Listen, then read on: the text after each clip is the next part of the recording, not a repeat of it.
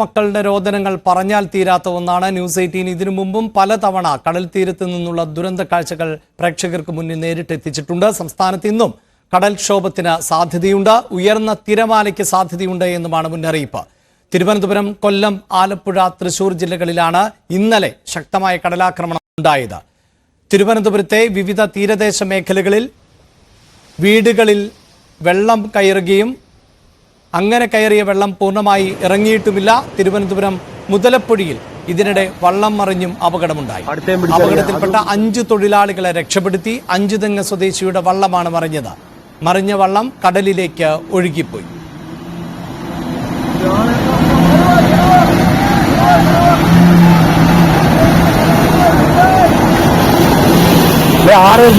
വെള്ളത്തിന്റെ അടിയിലായിട്ട്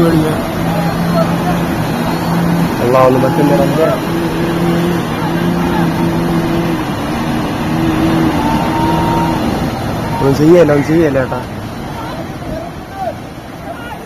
തൃശൂർ പെരിഞ്ഞനത്ത് കടൽക്ഷോഭത്തിലുണ്ടായ നാശനഷ്ടം പരിഹരിക്കുന്നതിന് അടിയന്തര ധനസഹായം പ്രഖ്യാപിക്കണമെന്ന് മത്സ്യത്തൊഴിലാളികൾ ആവശ്യപ്പെട്ടു. 45 ലക്ഷം രൂപ വില വരുന്ന വല കടൽക്ഷോഭത്തിൽ നശിച്ചതായും 3 വള്ളങ്ങൾക്കും കേടുപാടുകൾ സംഭവിച്ചതായും മത്സ്യത്തൊഴിലാളികൾ പറയുന്നു.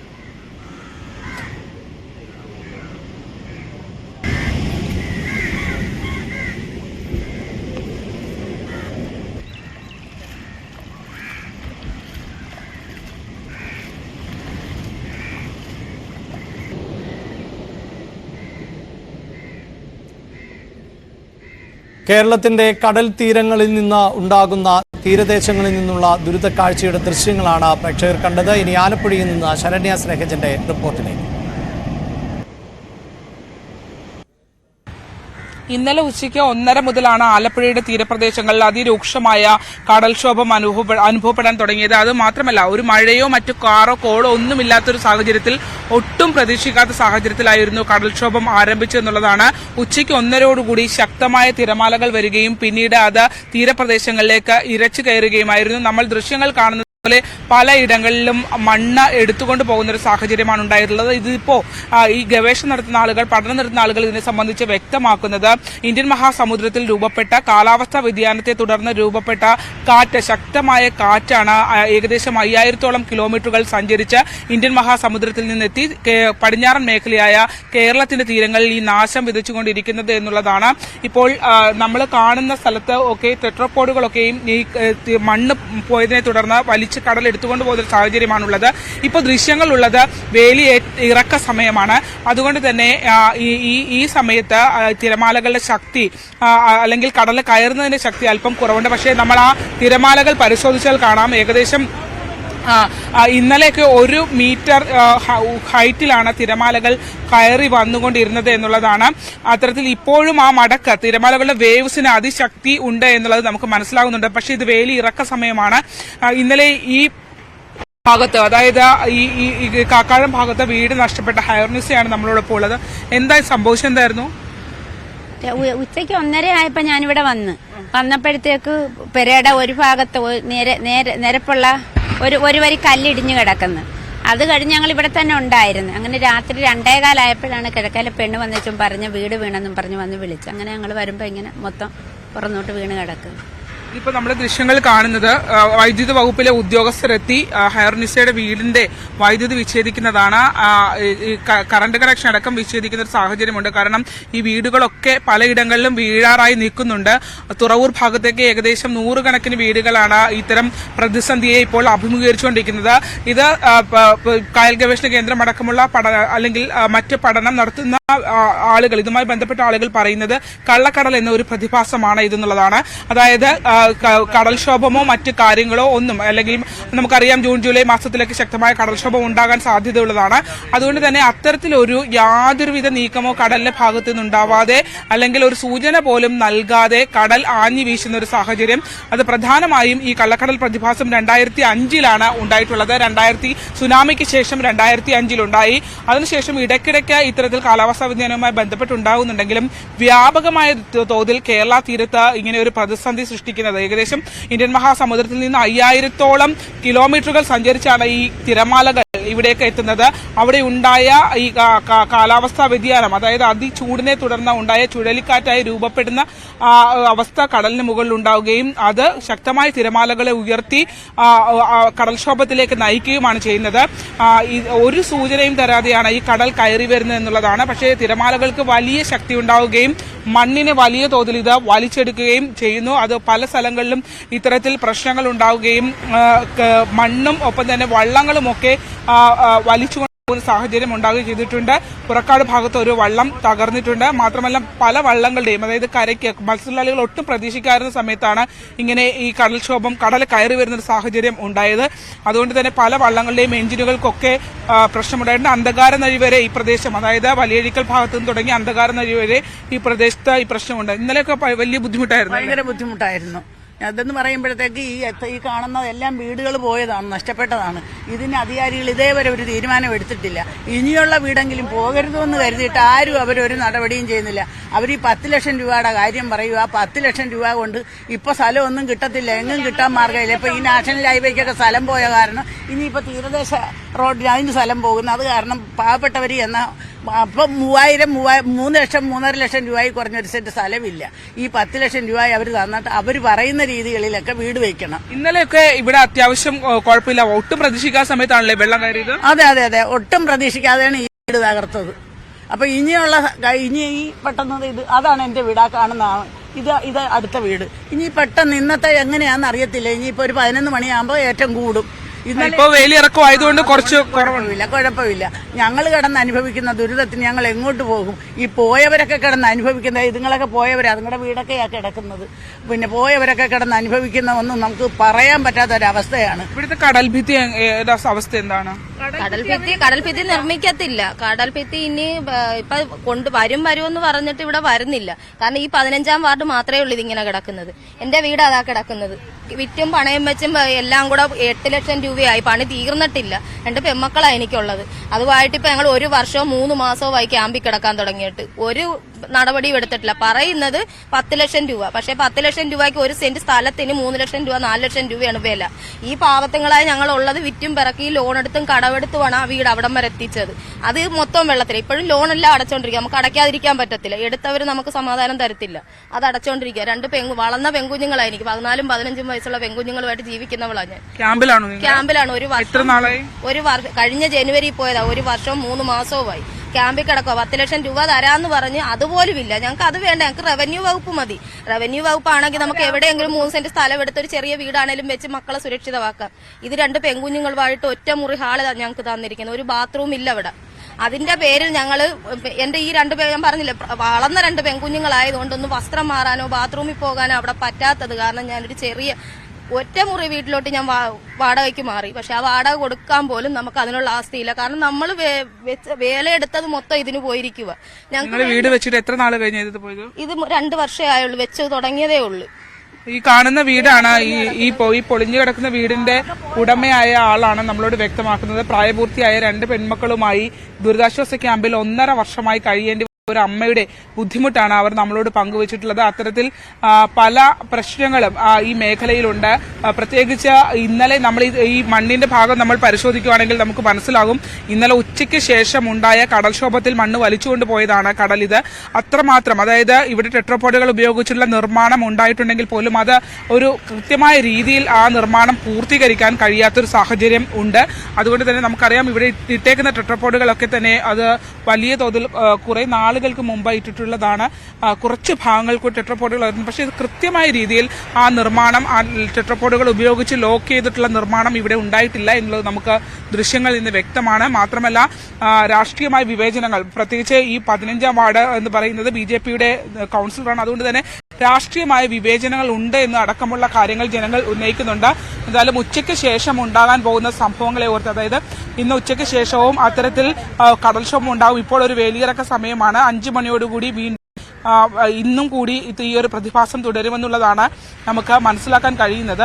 അങ്ങനെയാണെങ്കിൽ ആ ഒരു മുന്നറിയിപ്പ് നിലനിൽക്കുകയും ചെയ്യുന്നുണ്ട്. അതുകൊണ്ട് തന്നെ ആളുകൾ വലിയ ഭീതിയിലാണ്. എന്തായാലും ഏറ്റവും പ്രധാനപ്പെട്ടതായി അവർ പറയുന്നത് ഈ ഭാഗത്ത് കൃത്യമായ ഒരു സംരക്ഷണ ഭിത്തി ഇല്ലാത്തതാണ് തുടർന്നുള്ള വീടുകളെ കൂടി ഭീതിയിലാഴ്ത്തിക്കൊണ്ടുള്ള രീതിയിൽ കടൽക്ഷോഭം രൂക്ഷമാകാൻ കാരണമെന്നാണ് ഈ കാക്കാഴത്തെ ആളുകൾ വ്യക്തമാക്കുന്നത്. ഈ വാർത്ത റിപ്പോർട്ട് ചെയ്ത ശരണ്യ സ്നേഹജൻ ആണ് ചേരുന്നത്. ശരണ്യ, അവിടുത്തെ കാഴ്ചകൾ ശരണ്യ വിവരിച്ചു കഴിഞ്ഞു. അത്രമേൽ ദയനീയമാണ്. 2 പെൺമക്കളുമായി ഒറ്റമുറി വീട്ടിൽ കഴിയേണ്ടി വരുന്ന അമ്മയുടെ അവസ്ഥ. വർഷങ്ങളായി ക്യാമ്പുകളിൽ തുടരുന്ന ജനങ്ങൾ, അവർക്ക് വീണ്ടും ഇരുട്ടടിയാകുന്നൊരു സാഹചര്യമാണ് ഉണ്ടായിട്ടുള്ളത്. ഈ അപ്രതീക്ഷിതമായി ഉണ്ടായ കടലാക്രമണം. പ്രദേശവാസികൾ എന്താണ് പറയുന്നത്? എന്ത് പരിഹാരമാണ് അവർക്ക് വേണ്ടത്?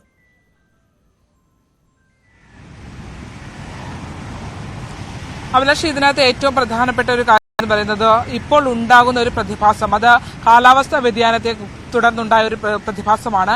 മാത്രമല്ല വലിയ ചൂട് അനുഭവപ്പെടുന്നുണ്ട്.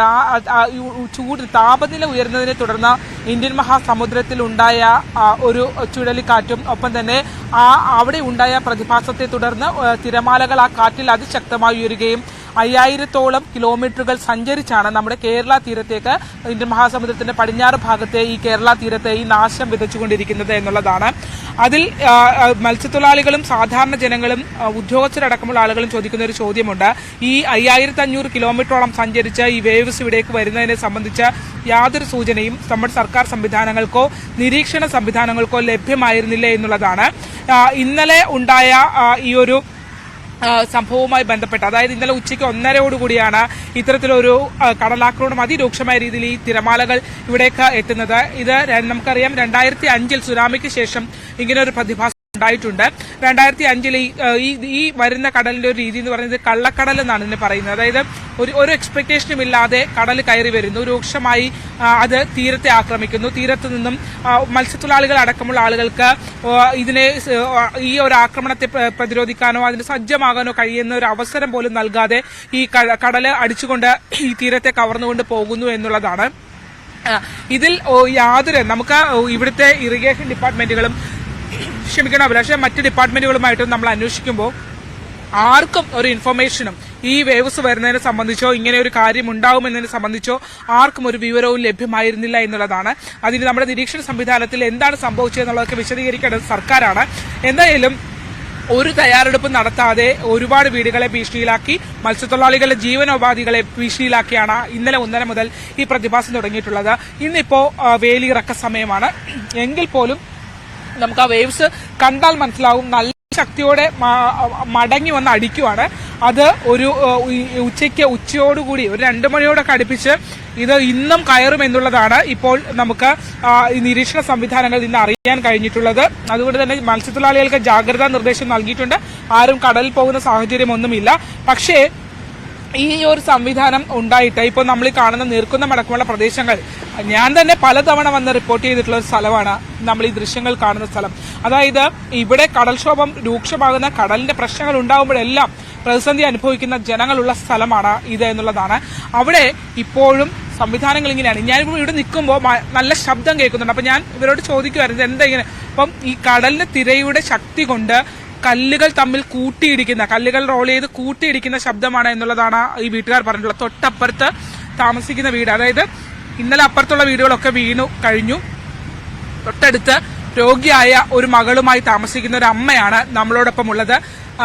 മകള് കഴിഞ്ഞ ദിവസം ചികിത്സ കഴിഞ്ഞ് ICUവിലെ ചികിത്സ കഴിഞ്ഞ് ഇവിടെ എത്തിയതേ ഉള്ളൂ. വീട് നഷ്ടപ്പെട്ടവരാണ്.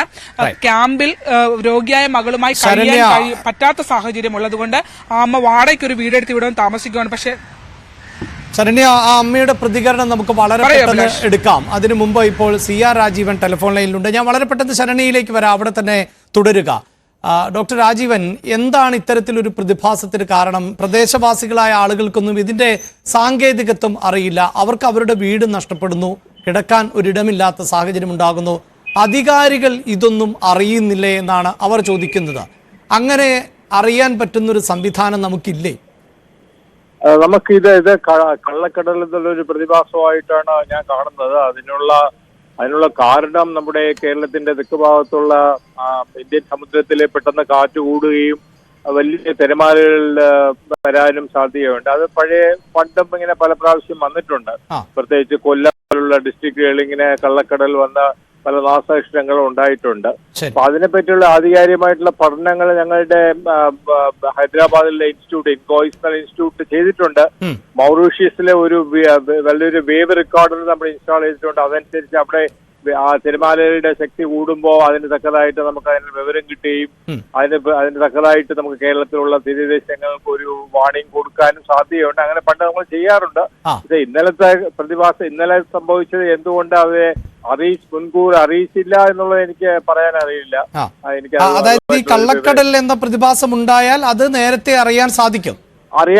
ഞങ്ങൾ ഒത്തിരി കാശുകൊണ്ട് മുടക്കി അത് മൗറീഷ്യസിലുള്ള ഒരു തിരമാലയുടെ പൊക്കവും അതിന്റെ വീഡിയോ ഒക്കെ കണ്ടുപിടിക്കാനുള്ള ഒരു ഇൻസ്ട്രുമെന്റ് ഒക്കെ നമ്മൾ ഇൻസ്റ്റാൾ ചെയ്തിട്ടുണ്ട്. അവിടെ തിരമാല അത് ഈ ആലപ്പുഴ പോലെ അല്ലെങ്കിൽ കേരളത്തിന്റെ ഏത് തീരത്തും അതറിയാൻ സാധിക്കും. അതില്ല, അത് കള്ളക്കടലിൽ വരുന്നത് മിക്കവാറും കേരളത്തിന്റെ തെക്ക് ഭാഗത്തുള്ള ഡിസ്ട്രിക്റ്റിലായിരിക്കും കൂടുതൽ കാണുന്നത്. അങ്ങനെ കാസർഗോഡുള്ള ഡിസ്ട്രിക്റ്റിൽ കൂടുതൽ കാണാൻ സാധ്യതയില്ല.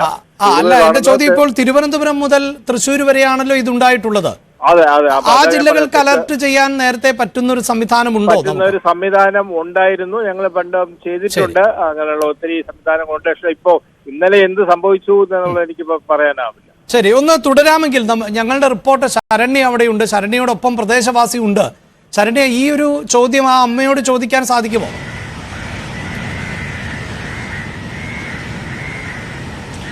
ഇതിൽ ഏറ്റവും പ്രധാനപ്പെട്ട കാര്യം അദ്ദേഹം സൂചിപ്പിച്ചത് തന്നെയാണ് അഭിലാഷ്. അതായത് നമ്മുടെ നിരീക്ഷണ സംവിധാനങ്ങൾക്ക് ഇത് എന്ത് സംഭവിച്ചു എന്നുള്ള ചോദ്യം വളരെ പ്രധാനമാണ് ഈ കാര്യത്തിൽ. കാരണം ഏകദേശം ഇന്ത്യൻ മഹാസമുദ്രത്തിൽ ഈ വേവ്സ് രൂപപ്പെട്ട ചുഴലിക്കാറ്റിനെ തുടർന്ന് ഈ വേവ്സ് അതിശക്തമായ വേവ്സ് രൂപപ്പെട്ടത് ആ കാറ്റിനെ തുടർന്നാണ്. ആ കാറ്റ് അവിടെ രൂപപ്പെട്ടതും ഈ വേവ്സ് 5500 കിലോമീറ്ററുകൾ സഞ്ചരിച്ചാണ് നമ്മുടെ തീരപ്രദേശങ്ങളിലേക്ക് എത്തിയത്. ആ തീരപ്രദേശങ്ങളിലേക്ക് ഇത്രയും ദൂരം ഇത് സഞ്ചരിച്ചു വരും, അത് കണ്ടെത്താനുള്ള നിരീക്ഷണ സംവിധാനത്തിൽ പാളിച്ച വന്നിട്ടുണ്ട് എന്നുള്ള കാര്യം. അതായത് ശരണ്യയോടൊപ്പമുള്ള അമ്മയൊക്കെ ഇക്കാര്യം അറിഞ്ഞിരുന്നോ? അങ്ങനെ അറിയിപ്പ് ലഭിച്ചിരുന്നോ അവിടെ? ഈ പ്രദേശത്ത് ഇങ്ങനെ ഒരു കടൽക്ഷോഭം, കടലാക്രമണം ഇന്നലെ ഉച്ചയ്ക്ക് കടൽ കയറുന്നവരെ ഉണ്ടാകുമെന്നുള്ള എന്തെങ്കിലും സൂചന ഉദ്യോഗസ്ഥരുടെ ഭാഗത്ത് നിങ്ങൾക്ക് ഉണ്ടായിരുന്നോ? ആരും പറഞ്ഞില്ല. ഇന്നിപ്പോ ഉദ്യോഗസ്ഥരൊക്കെ വന്നിരുന്നല്ലോ, ഇന്നലെയും ഉദ്യോഗസ്ഥർ വന്നിരുന്നു. നിങ്ങൾക്ക് എന്ത് നിർദ്ദേശമാണ് നൽകിയത്? ഒരു നിർദ്ദേശവും പറഞ്ഞില്ല. അവര് കല്ല് കൊണ്ടുവന്ന് ഇടാവെന്നൊക്കെ പറയുന്നു, അല്ലാതെ അവരൊന്നും പറഞ്ഞില്ല. ഇവിടുന്ന് മാറി താമസിക്കാനോ അല്ലെങ്കിൽ നിങ്ങളുടെ മത്സ്യബന്ധന ഉപകരണങ്ങൾ മാറ്റാനോ എന്തെങ്കിലും ഒന്നും പറഞ്ഞിട്ടില്ല. ശരി, ശരണ്യ, ഞാൻ പെട്ടെന്ന് വരാം. രാജീവൻ, യാതൊരു ഇൻഫർമേഷനും സർക്കാർ സംവിധാനങ്ങൾ ഭാഗത്തുനിന്ന്. അതെ, തീർച്ചയായും. ശരി രാജീവൻ, താങ്കൾ സർക്കാർ സംവിധാനത്തിൽ നിന്നുകൊണ്ട് സംസാരിക്കേണ്ട ഒരാളല്ല എന്നറിയാം. എങ്കിൽ പോലും ഇതാ താങ്കൾ തന്നെ കേട്ടില്ലേ, ഇതിപ്പോൾ ആ പ്രദേശവാസി പറഞ്ഞതാണ്. മാത്രമല്ല, ലക്ഷക്കണക്കിന് രൂപയുടെ വല, വള്ളം, വീട് ഇതൊക്കെയാണ് നഷ്ടപ്പെടുന്നത്. അപ്പോൾ ഒരു സംവിധാനത്തിന് ചെറിയ പാളിച്ച. ഇപ്പോൾ വീടൊന്നും എടുത്തു മാറ്റാൻ പറ്റില്ല. പക്ഷേ നമുക്ക് ഇതേപ്പറ്റി അറിയില്ല എന്ന് പറയുന്ന കാരണം സാധിക്കില്ല. കാരണം ഇതേപ്പറ്റി നല്ലവണ്ണം വിവരം ഉണ്ടായിരുന്നു, അതേപറ്റിയുള്ള സംവിധാനം ഉണ്ടാക്കിയിട്ടുണ്ടായിരുന്നു. പക്ഷെ ഇന്നലെ എന്തുകൊണ്ട് അത് നടന്നില്ല എന്നുള്ളതാണ് വലിയ ചോദിക്കേണ്ടത്. അത് എനിക്ക് തോന്നുന്നു ആ ഇൻവോയ്സ് ഉള്ള ആൾക്കാരുമായിട്ട് സംസാരിച്ച് അവർക്ക് എന്ത് പറ്റി എന്നുള്ളത് മനസ്സിലാക്കേണ്ടതാണ്. ശരി, വളരെ നന്ദി ശ്രീ രാജീവൻ ഞങ്ങളോട് പ്രതികരിച്ചതിന്. എന്തായാലും ഈ ചോദ്യത്തിന് ഉത്തരമൊന്നും അങ്ങനെ വളരെ പെട്ടെന്ന് അധികൃതരുടെ ഭാഗത്ത് നിന്ന് നമ്മൾ പ്രതീക്ഷിക്കേണ്ടതില്ല. ശരണ്യ, അവിടെ നിന്ന് തുടരാം.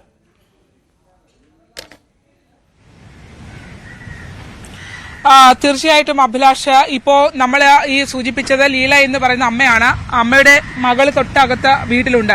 ഡിസ്റ്റൻസ് നമ്മൾ കണ്ടാൽ തന്നെ മനസ്സിലാവും. ഇന്ന് ഇപ്പോൾ ഇവിടെ നിന്ന മരങ്ങളെല്ലാം മറിഞ്ഞിട്ടുണ്ട്. അതായത് ഇന്നലെ ഉച്ചയ്ക്ക് ശേഷം ഉണ്ടായ കടലേറ്റത്തിലാണ് ഈ മരങ്ങളെല്ലാം മറിഞ്ഞിട്ടുള്ളത്.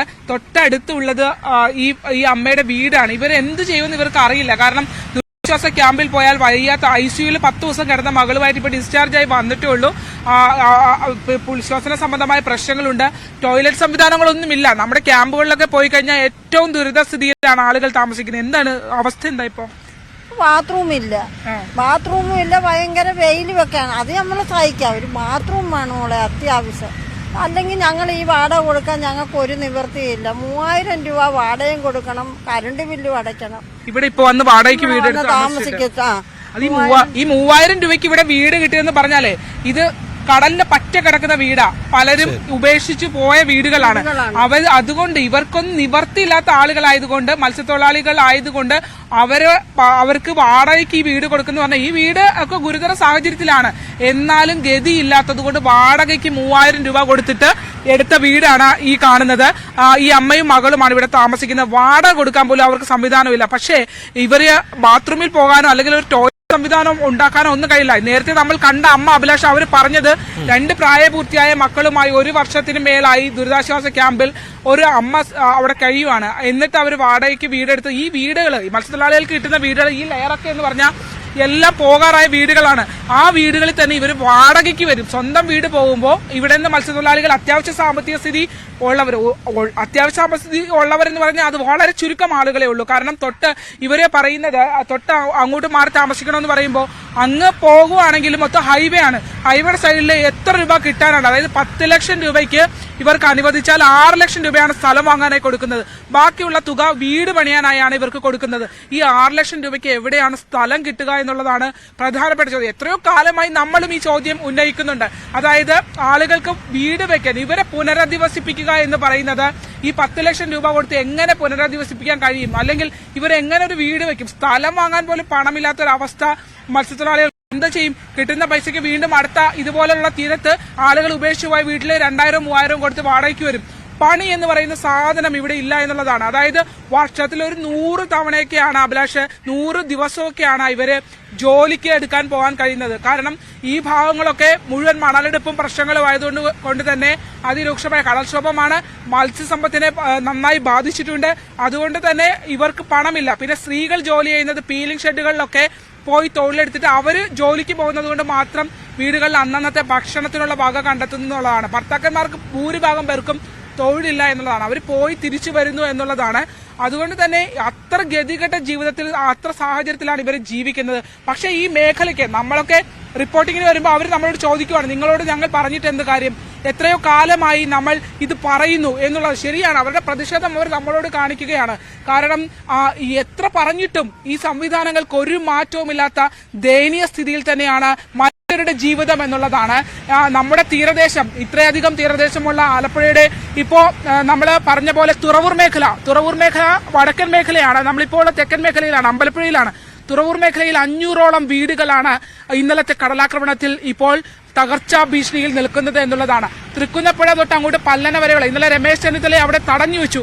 അത് തൃക്കുന്നപ്പുഴ മുതൽ അങ്ങ് ആറാട്ട് വഴി പല്ലന ആ റോഡിലേക്ക് പോവുകയാണെങ്കിൽ അവിടെയൊക്കെ ടെട്രോപോഡുകൾ അടുക്കിയിട്ടും പൂർണ്ണമായും കടൽ ഇപ്പുറത്തേക്ക് കയറി റോഡിലേക്ക് കടൽ ഈ ടെട്രോപോഡുകളെ കൊണ്ടുവന്നിടുവാണ്. ജനങ്ങൾ പറയുന്ന വലിയ ഒരു ആരോപണമുണ്ട്. അതായത് ഈ ടെട്രോപോഡുകൾ അടുക്കണമെങ്കിൽ കൃത്യമായൊരു സിസ്റ്റമാറ്റിക്കായി സയന്റിഫിക് ആയുള്ള സംവിധാനമുണ്ട്. പാറക്കല്ലുകൾ അടുക്കണം, ചെറിയ പാറക്കല്ലുകൾ അടക്കണം, വലിയ പാറക്കല്ലുകൾ അടുക്കണം. അതിന് മുകളിലാണ് ഈ ടെട്രോപോഡുകൾ ലോക്ക് ചെയ്യേണ്ടത്. പക്ഷേ അത്തരത്തിലൊരു ലോക്കിംഗ് സംവിധാനമൊന്നും ഇല്ല. കൊണ്ട് പരാതി പറയുന്ന സ്ഥലത്ത് ഇപ്പൊ നമ്മളിവിടെ നിൽക്കുമ്പോൾ ഇവിടെ ഇറിഗേഷന്റെ ഉദ്യോഗസ്ഥർ വന്നിട്ടുണ്ടായിരുന്നു. അവരെന്താ ചെയ്യാൻ പോകുന്നത് പറഞ്ഞാൽ ഇവിടെ കൊണ്ടുവന്ന് കുറച്ച് ടെട്രോപോഡ് എവിടെ നിന്നെങ്കിലും എടുത്തു വെക്കും. അങ്ങനെ ഈ ടെട്രോപോഡുകൾ വെച്ചിട്ട് കാര്യമില്ല. അങ്ങനെ വെച്ച ടെട്രോപോഡുകളാണ് ഈ കടലിൽ ഇപ്പോൾ താഴ്ന്നു കിടക്കുന്നത്. അതിനെ സിസ്റ്റമാറ്റിക്കായി അടുക്കി കൃത്യമായൊരു സംരക്ഷണ ഭിത്തി ഒരുക്കി ചെല്ലാനം അടക്കമുള്ള പ്രദേശങ്ങളിൽ ഉണ്ടാക്കിയ പോലെയുള്ള സംരക്ഷണ ഭിത്തി ഒരുക്കാനൊന്നും ഇവിടെ പാറക്കല്ലുകൾ കിട്ടാനില്ലെന്നാണ് സർക്കാർ പറയുന്നത്. കരാറുകാരോട് ചോദിക്കുമ്പോൾ അവർക്ക് പണം ലഭ്യമാകുന്നില്ലെന്നാണ് അവർ പറയുന്നത്. എല്ലാവരും അങ്ങോട്ടും ഇങ്ങോട്ടും തട്ടുമ്പോൾ ദുരിതത്തിലാകുന്ന വളരെ ദുരിതപൂർണമായി ജീവിക്കുന്ന ജനതയാണ് ഇവിടെ ഉള്ളത് എന്നുള്ളതാണ്. മത്സ്യത്തൊഴിലാളികളുടെ ജീവിതം അത്യന്തം മോശം സാഹചര്യത്തിലൂടെയാണ് കടന്നു പോകുന്നത്. ഇന്നലെ തന്നെ പലയിടത്തും എഞ്ചിനുകൾ വള്ളങ്ങൾ തകർത്തുകൊണ്ട് ഈ വേവ്സ് കടന്നു വന്ന് അപ്രതീക്ഷിതമായി വന്ന കടലിൽ വള്ളങ്ങൾ കൂട്ടിയിടിച്ച് പല വള്ളങ്ങളുടെയും എഞ്ചിൻ തകർന്നു. അത് കരക്ക് കയറ്റാനുള്ള സംവിധാനം വേണ്ടേ? ഇത്രയും ദൂരം സഞ്ചരിച്ചു വരുന്ന തിരമാലകളെ സംബന്ധിച്ച് ഇന്ത്യൻ മഹാസമുദ്രത്തിൽ ഇങ്ങനെ ഒരു കാറ്റുണ്ടായി എന്ന് കണ്ടെത്താൻ നമ്മുടെ സംവിധാനങ്ങൾക്ക് കഴിഞ്ഞില്ല എന്നുള്ളത് വളരെ പ്രധാനപ്പെട്ട കാര്യമാണ്. അത് പരാജയപ്പെട്ടു എന്നുള്ളത് വളരെ പ്രധാനപ്പെട്ട കാര്യമാണ്. അതുകൊണ്ട് ഒരറിയിപ്പ്, ഇത്ര 5000ഓളം കിലോമീറ്ററുകൾ സഞ്ചരിക്കുന്ന ഈ വേവ്സ് അവിടെ ഇന്ത്യൻ സമുദ്രത്തിന്റെ ഭാഗത്ത് അതിശക്തമായ രീതിയിൽ തിര ഉയരുകയും പ്രശ്നങ്ങൾ ഉണ്ടാവുകയും ചെയ്യുന്നു എന്ന് ഐഡന്റിഫൈ ചെയ്യാൻ എവിടെയും കഴിഞ്ഞില്ല എന്നുള്ളതാണ്. അങ്ങനെ ഒരു അലേർട്ട് ഈ ജനങ്ങൾക്ക് കൊടുക്കാൻ കഴിഞ്ഞിരുന്നെങ്കിൽ ഇവരുടെ ജീവിത മാർഗത്തിന് ഈ വള്ളങ്ങൾക്കോ വലകൾക്കോ ഒരു കേടുപാടുകൾ സംഭവിക്കാൻ ആരും സഹായിക്കത്തൊന്നുമില്ല. അവർ തന്നെ കഷ്ടപ്പെട്ട് കൂട്ടായി ചേർന്ന് അവരത് കരയ്ക്കോ എങ്ങോട്ടെങ്കിലും മാറ്റിവെക്കുകയോ ചെയ്യാൻ.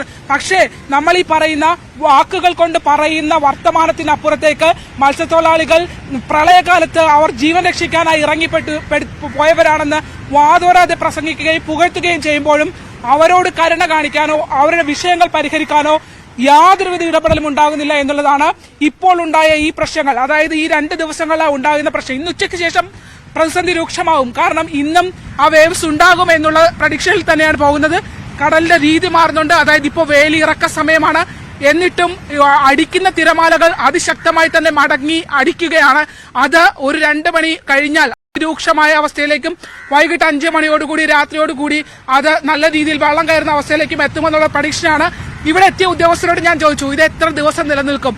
2 ദിവസം എന്ന് പറയുന്നു, കൃത്യമായ അറിയിപ്പ് ഞങ്ങൾക്കില്ല എന്നുള്ള വിവരമാണ് അവർ പറയുന്നത്. അങ്ങനെയാണെങ്കിൽ നമ്മുടെ സംവിധാനങ്ങൾ എത്രമാത്രം ഫെയിലിയർ ആണ് എന്നുള്ളത് നമ്മൾ മനസ്സിലാക്കേണ്ടതാണ്. നമ്മുടെ നിരീക്ഷണ സംവിധാനങ്ങൾ ഈ വിഷയത്തിൽ ഇന്നലെ ഉണ്ടായ ഈ വിഷയത്തിൽ വളരെയധികം പാളിച്ച ഉണ്ടായിട്ടുണ്ട് എന്നുള്ളത് നമുക്ക് സംശയമില്ലാതെ പറയാനാകും. കാരണം ഇതുമായി ബന്ധപ്പെട്ട് കടലാക്രമണവുമായി ബന്ധപ്പെട്ട ഒരു വകുപ്പുകൾക്കും ഒരു അലേർട്ടും ഇതുമായി ബന്ധപ്പെട്ട് ലഭ്യമായിരുന്നില്ല എന്നുള്ളതാണ്. ഇന്നലെ വൈകിട്ടോടും ഇന്ന് രാത്രിയോടും ജനങ്ങളുടെ പ്രതിഷേധമൊക്കെ ശക്തമായപ്പോഴാണ് കൺട്രോൾ റൂം തുറക്കുകയും ആളുകളെ പലയിടങ്ങളിലേക്ക് മാറ്റുന്നതിന് വേണ്ടിയുള്ള നിർദ്ദേശങ്ങൾ നൽകുകയും ഒക്കെ ചെയ്തിട്ടുള്ളത്. പക്ഷേ ഇപ്പോഴും അതിന്റെ ഒരു സീരിയസ്നെസ് എന്താണ് എന്ന് ജനങ്ങളിലേക്ക് എത്തിക്കാനായി നമ്മുടെ സർക്കാർ സംവിധാനങ്ങൾ പരാജയപ്പെടുകയാണ് ഉണ്ടായത്. അഭിലാഷ്, അത്തരം സർക്കാർ സംവിധാനങ്ങൾ പരാജയപ്പെട്ടതുകൊണ്ട് തന്നെയാണ് ഉൾപ്പെടെ ഇക്കാര്യത്തെക്കുറിച്ച് നേരത്തെ അറിയാൻ പറ്റാതെ പോകുന്നത് എങ്കിൽ ഇപ്പോൾ അധികൃതർ എന്താണ് പറയുന്നത്? ഈ ദുരിതം സംഭവിച്ചവർക്ക് എന്ത് സേവനം ഒരുക്കും എന്നാണ് പറയുന്നത്? അതിൽ വ്യക്തതയുണ്ടോ ശരണ്യ?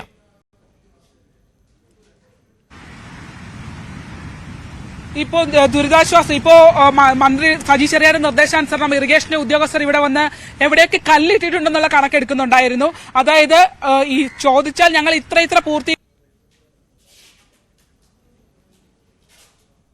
ശരണ്യ സ്നേഹജൻ ആണ് ആലപ്പുഴയിൽ നിന്ന് ഈ ദുരിതക്കാഴ്ചയുടെ നേർചിത്രം പ്രേക്ഷകരുമായി പങ്കുവച്ചത്. തീരദേശവാസികളുടെ ദുരിതത്തിന് അറുതിയില്ല. ഇപ്പോൾ കള്ളക്കടൽ എന്ന പ്രതിഭാസമാണ് ഉണ്ടായത്. പക്ഷേ ഇങ്ങനെയൊരു പ്രതിഭാസം ഉണ്ടായാൽ അത് നേരത്തെ അറിയിക്കുവാനുള്ള സംവിധാനം നമുക്കുണ്ട് എന്നാണ് ഈ രംഗത്തെ വിദഗ്ധർ അഭിപ്രായപ്പെടുന്നത്. അങ്ങനെ അറിയിച്ചിരുന്നുവെങ്കിൽ ലക്ഷക്കണക്കിന് രൂപ വില വരുന്ന വല, വള്ളം ഉൾപ്പെടെയുള്ള മത്സ്യബന്ധന സാമഗ്രികൾ ഒരു കാരണവശാലും ആ മത്സ്യത്തൊഴിലാളികൾക്ക് നഷ്ടമായിരുന്നില്ല. അധികൃതർ ഒരു കാര്യം ഓർക്കുക, ആ തകർന്നു കിടക്കുന്നത് കുടിലുകൾ അല്ല. മത്സ്യത്തൊഴിലാളികളെ സംബന്ധിച്ചിടത്തോളം അതവർക്ക് കൊട്ടാരങ്ങളാണ്.